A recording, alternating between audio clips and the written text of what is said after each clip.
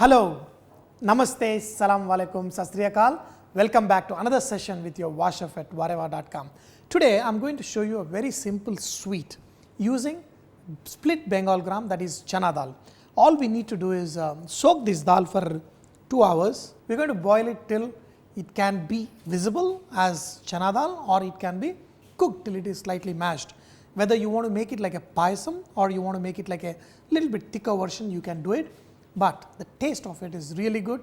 This particular sweet is very popular towards Karnataka, even in Andhra, Tamil Nadu and south of India pretty much. So, I am going to add this soaked chana dal into the water and I am going to let it cook till it is nice soft, and I like it little bit mashy.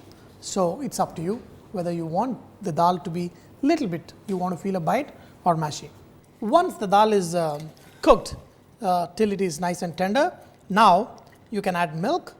You can also add jaggery and then add milk, but what happens is sometimes after adding jaggery the milk may curdle. So, I always add the milk to the chana dal and then add jaggery, just powder the jaggery and add to this. Now, we are going to cook this for another few minutes till this comes to a boil. Now, while this chana dal, the jaggery and milk comes to a boil, I am going to just dry roast poppy seeds. Poppy seeds are added in lot of sweets just to give a nice aroma to the sweets.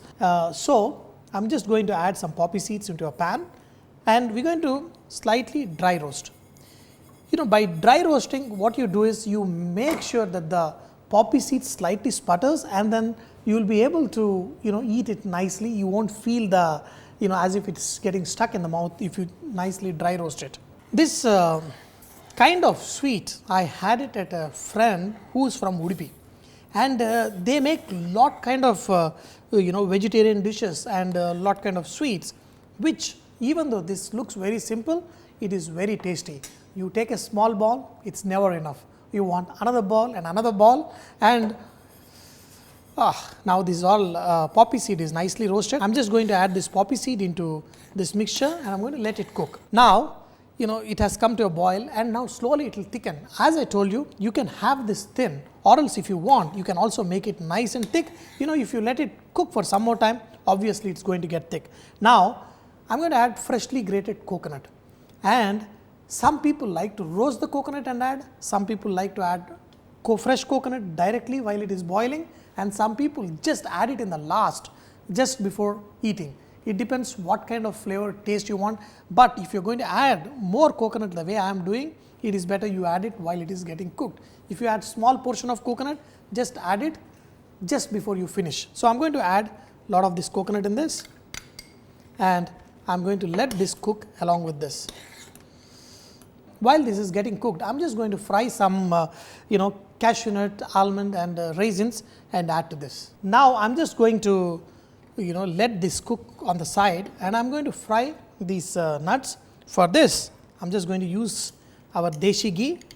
I am going to add the cashew nuts even when the ghee is not too hot, it does not matter, and once they get slightly colored, that is when I am going to add almond slices, because almond I have cut into really thin slices. I do not want them to get burned.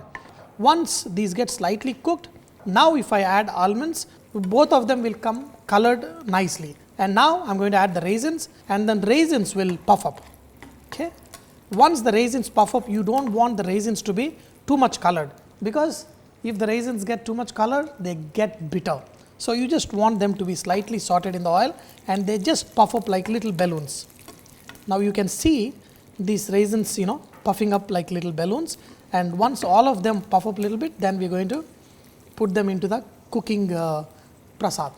Now, you can see all these raisins puffed up, and now I am going to add this mixture into this.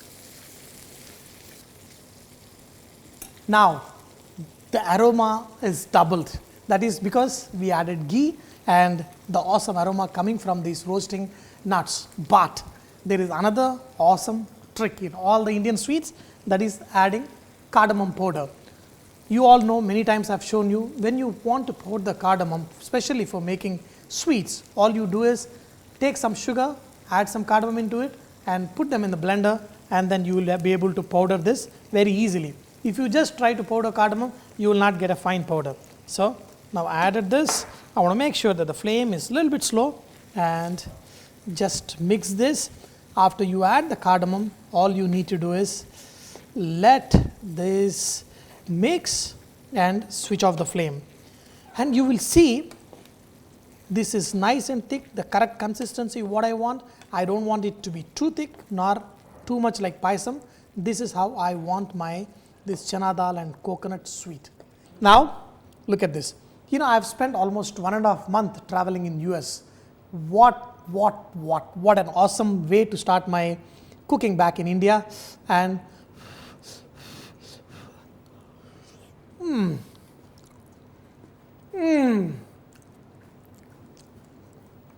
this is my sweet home, India, and this is awesome sweet. I'm telling you, just awesome. If you make it the way I've shown you, I'm telling you, you will go wow. You have to say VahRehVah.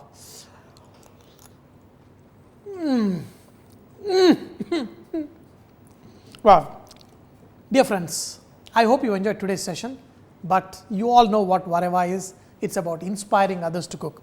So I want you to post your awesome cooking recipes on our website vahrehvah.com or even on the Facebook so others can benefit from your great cooking. See you. Good Hafiz.